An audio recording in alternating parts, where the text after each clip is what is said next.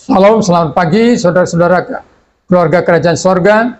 Firman Tuhan hari ini berbicara kepada kita dari kitab Ulangan pasal 5. Dalam bagian firman Tuhan ini kita diberitahu tentang hukum yang harus dipatuhi dan ditaati oleh umat Tuhan pada zaman itu, yaitu umat Israel, sebelum mereka memasuki tanah perjanjian. Tetapi juga hukum ini berlaku bagi kita.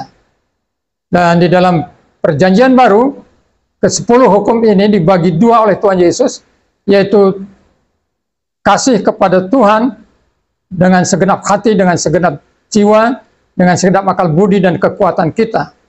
Lalu yang kedua, yaitu kasih kepada sesama, seperti kita mengasihi diri kita sendiri. Mari kita lihat yang bagian pertama, kasih kepada Tuhan. Memiliki Tuhan atau mempercayai Tuhan, itu bukanlah karena kehendak kita, bukanlah karena keinginan kita, tapi itu adalah kehendak Tuhan dan keinginan Tuhan. Ulangan 5 ayat 6 berbunyi demikian. Akulah Tuhan Allahmu yang membawa engkau keluar dari tanah Mesir, dari tempat perbudakan. Jelas sekali firman Tuhan ini berkata kepada umat Israel, bahwa dialah yang menyatakan diri kepada bangsa Israel. Dialah Tuhan Allah yang harus mereka sembah. Karena dialah yang telah membawa mereka keluar dari tanah Mesir, keluar dari tempat perbudakan. Hal yang sama saudara-saudara dalam kehidupan kita hari ini.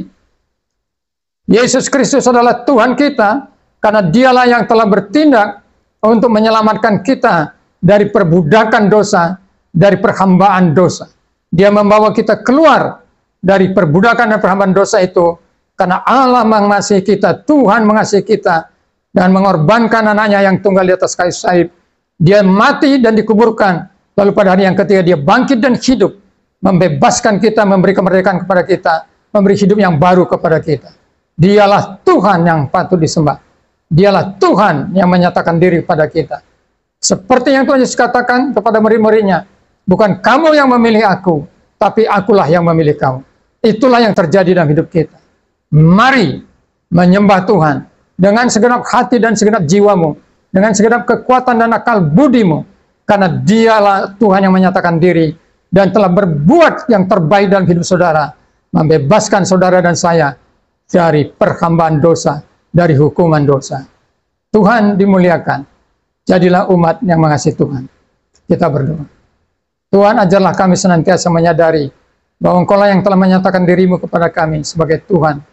Dan Engkau telah berbuat begitu ajaib dalam hidup kami, membawa kami ke dalam hidup yang baru, dan membebaskan kami dari perbudakan dosa, dari murka dan hukuman dosa, kepada hidup yang berkelimpahan.